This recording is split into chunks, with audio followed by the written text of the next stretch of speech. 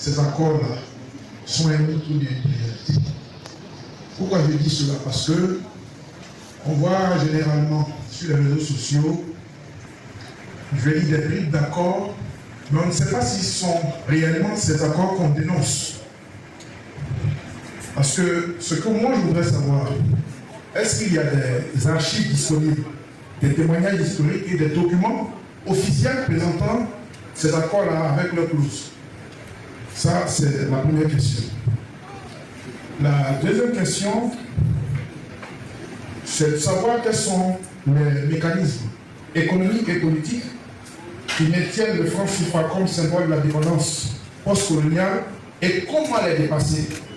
Tout à l'heure, dans l'exposé du ministre, il a parlé de l'exemple de 2 pays africains, le Burkina, et puis des 3 pays, Burkina, Niger, Mali, qui actuellement sont en train de travailler à la construction d'une réserve d'or pour garantir la stabilité de leur monnaie.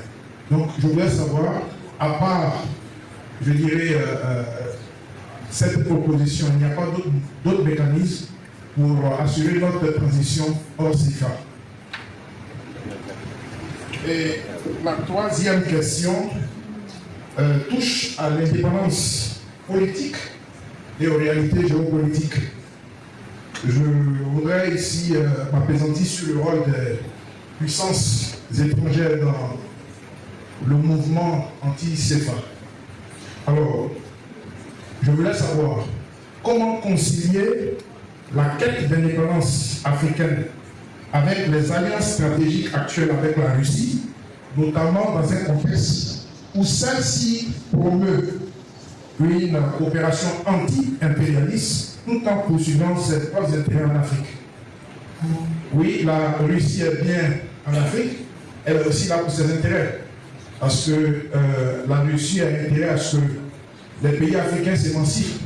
Pour ne pas que les ressources des pays africains soient utilisées aussi pour la combattre. Voilà les 3 questions. La Russie et la Chine se mettent en œuvre compte tenu du fait que nous avons l'obstacle de l'autorisation de la France. Je vais vous donner un exemple simple et en même temps vous montrer comment aujourd'hui les accords sont possibles malgré les obstacles. Supposons que l'AES veut acheter du pétrole russe. Je vais prendre cet exemple-là. Du pétrole russe, crée le mécanisme. Tu passes commande. Quand tu as passé commande, il faut pouvoir payer avant livraison.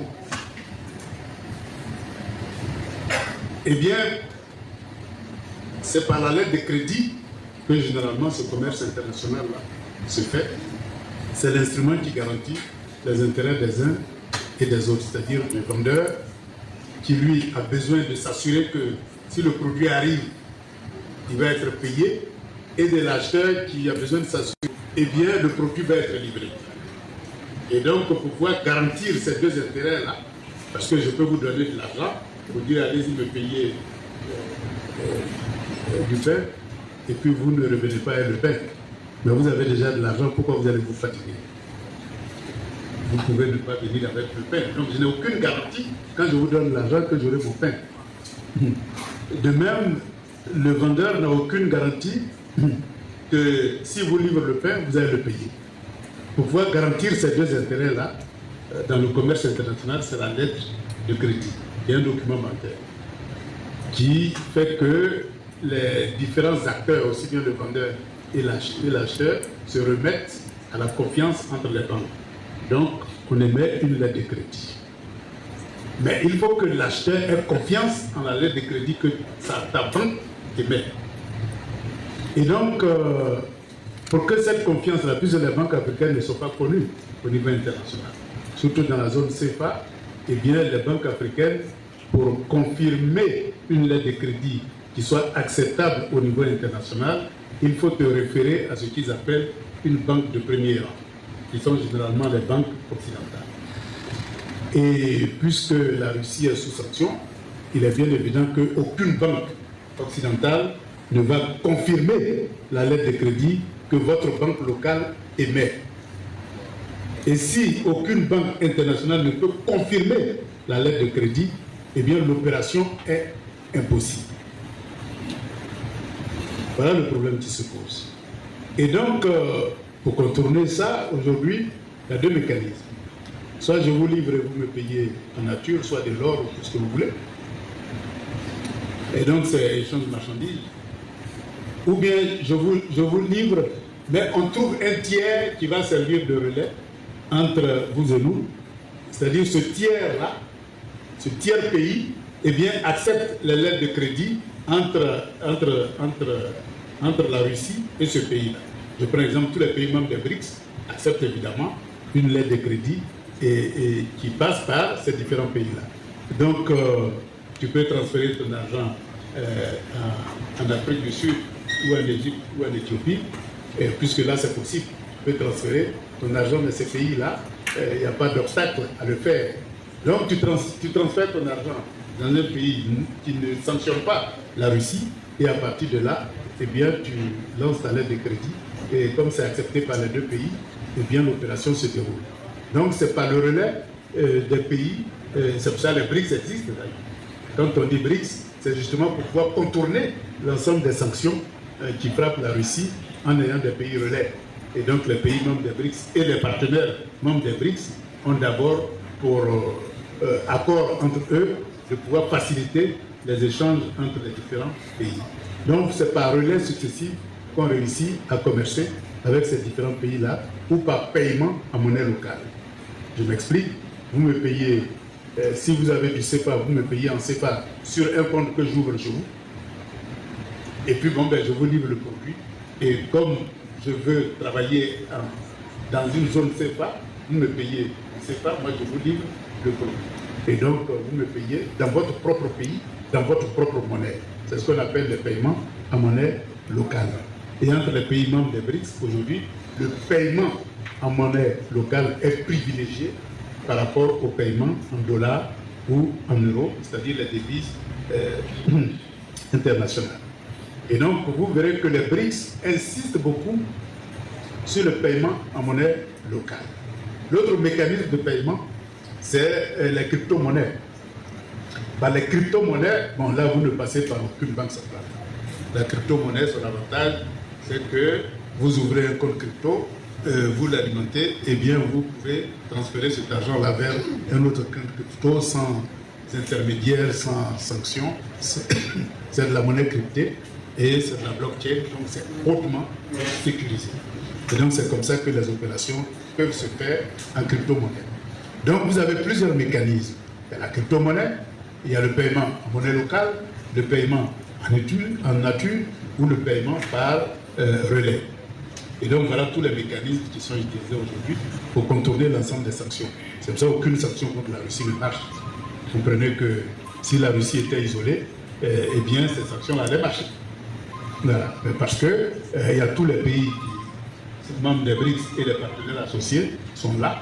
Vous ne pouvez pas les sanctionner, vous n'auriez pas. Donc on passe par eux pour l'ensemble des opérations. Et lorsque vous prenez le cas de la Côte d'Ivoire, par exemple, quand il y a eu la sanction contre la Côte d'Ivoire, c'était difficile de contourner. En 2010, lorsqu'il y a eu les différents... Lorsque Laurent Gbagbo était au pouvoir, qu'ils ont commencé à sanctionner la Côte d'Ivoire, embargo sur le port, comment contourner cet embargo, c'était un peu difficile. Embargo sur nos devises, comment contourner l'embargo, c'était difficile, puisqu'on n'est pas propriétaire d'une monnaie quelconque. Embargo sur le franc CFA, comme on ne produisait pas des pièces et des biens, lorsque vous avez besoin de pièces et de biens, eh bien vous n'avez pas accès, puisqu'il y avait un embargo. Donc lorsque vous êtes un pays trop dépendant, eh bien, et isolé, les embargos marchent. La Côte d'Ivoire était isolée en Afrique de l'Ouest, la Côte d'Ivoire était isolée en Afrique, la Côte d'Ivoire était isolée dans le monde. La Russie n'est pas isolée. Voilà le secret. Et il est important de comprendre que c'est la même chose que la langue. C'est-à-dire que je ne peux pas refuser d'apprendre le français. Ça m'arrange parce qu'il y a des Français avec qui je suis en relation. Donc il faut bien que je parle français. Je ne peux pas refuser d'apprendre l'anglais parce que je suis en relation avec les pays anglophones. Il faut bien que j'utilise l'anglais. Mais je suis aussi en relation avec mes parents. Je dois me donner l'obligation d'émanciper la langue de mes parents pour pouvoir causer avec eux. Langues qui ont été diabolisées et rejetées au rang de dialecte ou de tapin. Ils ont collé tous les mots négatifs pour ne pas qu'on apprenne nos langues. Ils sont même allés jusqu'à inventer un système de symboles. On appelait ça les symboles. Dès lors que vous parlez votre langue locale, eh bien, on vous met ce symbole-là pour que les gens vous humilient ou vous huent. Et donc, évidemment, quand c'est comme ça, il est bon de ne pas parler sa langue locale, il est bon de parler le français, parce que c'est ça qui fait civiliser. Mais il faut s'émanciper de ça. Autant nous connaissons les autres langues, autant nous devons dédiaboliser et émanciper nos langues pour être maîtres de nos langues. C'est la même chose que la religion. Toutes les religions du monde viennent de l'Afrique. Et ça, il faut le savoir. Toutes les religions du monde viennent de l'Afrique. Si vous avez la chance d'aller lire le livre des morts, vous verrez que dedans, il y a la Bible, il y a le Coran, il y a le Veda, il y a tous les livres saints du monde qui sont extraits du livre des morts. Le livre des morts, c'est les Africains qui l'ont mis au point. Et qui, jusque-là, sont accessibles parce que c'était écrit sur des papyrus ou sur des éléments indestructibles. Donc, les religions sont africaines. Mais, lorsque le contact entre l'Afrique et le reste du monde, que je peux appeler le monde des nomades, puisque la civilisation est africaine, hein, les premiers établissements fixes humains sont nés en Afrique. Les villages, les villes, les empires, tout ça là, c'est d'abord né en Afrique. Et c'est après que d'autres sont venus apprendre pour faire exactement ce que les Africains faisaient en emportant la religion chez eux et en changeant tout simplement les acteurs. Voilà, celui qu'on appelait Horus devenait Jésus, celui qu'on appelait Isis devenait Marie, celui qu'on appelait Osiris devenait tout ce que vous voulez. C'est la même chose. Et les textes sont les mêmes. Donc, il n'y a pas de mal à être chrétien ou musulman, tout simplement. Il faut qu'on émancipe nous-mêmes nos propres religions. Parce que nous, on a conservé l'authenticité de ces religions-là qui concilient religion et spiritualité. Et c'est le côté spirituel là qu'on a voulu diaboliser. Alors que, en Occident, quand tu es d'une spiritualité élevée, on dit que tu es un saint. Chez nous, quand tu es d'une spiritualité élevée, on dit que tu es un sorcier. C'est ça qu'il faut émanciper. C'est ça qu'il faut émanciper. Donc il faut qu'on émancipe nos religions et qu'on n'ait pas honte de nos religions. Et qu'on les pratique et qu'on les émancipe et qu'on les modernise. Et qu'on les pratique comme on le veut. Et la chance de nos religions, c'est que ce n'est pas des religions jalouses. On ne dit pas que c'est par vous seulement, sinon si vous faites autre chose, vous êtes des diables. Eh bien, ce n'est pas des religions jalouses. Donc vous pouvez pratiquer vos religions locales et puis pratiquer d'autres religions. Il n'y a pas de jalousie. Parce qu'au niveau spirituel, tous les dieux sont en contact. Donc voilà un peu ce que je peux dire. Il faut tout simplement émanciper nos religions, les moderniser et les pratiquer. Et ça a été un instrument de libération en Haïti.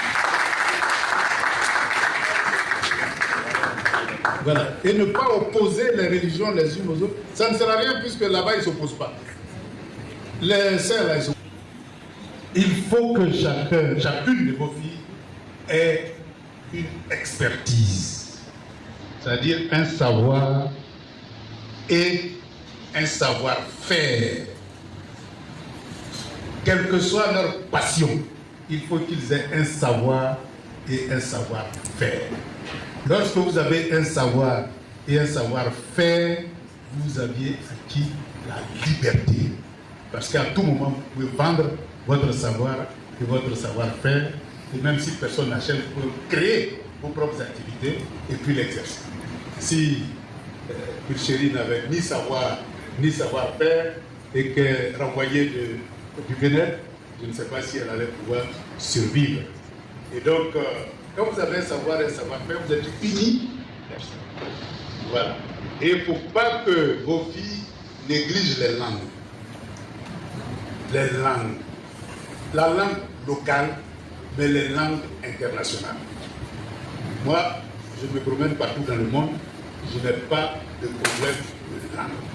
J'ai un savoir et un savoir-faire que je vends dans n'importe quel pays parce que je peux parler simultanément l'anglais, l'espagnol, le français et même ma langue locale. Donc,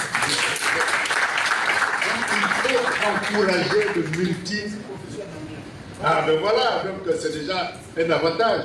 Il faut encourager le multilinguisme et ne jamais laisser tomber la langue locale. C'est important pour communiquer avec notre propre culture et s'imprégner de notre culture. Parce que, comme je vous ai expliqué, on nous a enseigné à mépriser notre culture. Mais nous avons le devoir d'émanciper cette culture-là. Et c'est en émancipant cette culture-là que nous allons donner une dimension industrielle aux biens culturels.